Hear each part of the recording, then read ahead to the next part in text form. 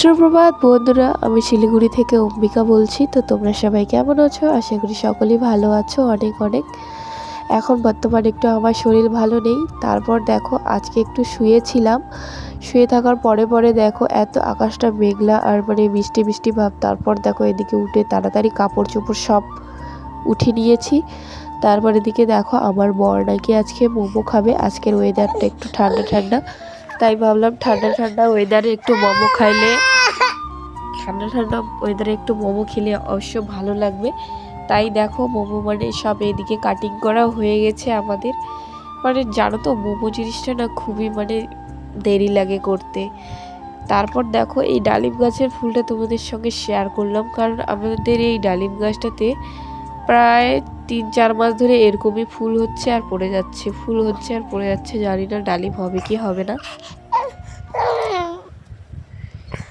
তোমরা যদি কেউ জেনে থাকো অবশ্যই বলো, হ্যাঁ, যে কেন এরকম হচ্ছে। এটা কিন্তু একদমই নতুন গাছ, কোনোদিনও ফল হয়নি। তো এই যে ফার্স্ট টাইম বড় হয়েছে। তারপর দেখো 3 মাস ধরে শুধু এরকম বড় বড় একটু ফুলগুলো হয়ে যাচ্ছে, ঝরে যাচ্ছে।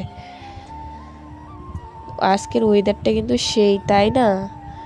তারপর দেখো সব কিছু রেডি করতে করতে সন্ধে হয়ে গেছিলো।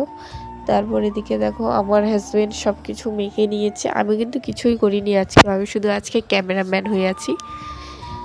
তারপর দেখো আর এদিকে পেঁয়াজ আর কবিতে আমি পেঁয়াজ সব মশলাটা রেডি করে দিচ্ছিলাম। তো তখন আমি পেঁয়াজগুলো একটু মোটা মোটা করে কেটেছি। তো আমার হাজব্যান্ড দেখো আমাকে কি বকা দিচ্ছে। কাটতে পারি কিন্তু আমি নিজের ইচ্ছায় ওরকম করেছি।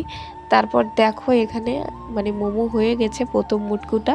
তো তার আমি আমার বরকে মানে আমার ছেলেকে দিলাম, আমার দিদাকে দিলাম, আর এখন আরেক মুটকু বসাইলাম। দেখো তা ওরা খাচ্ছে, আর আমার ছেলের কান্নাটা দেখো একবার, মোমোটা খাইতে পারতেছে না, কান্না কেমন দেখছো।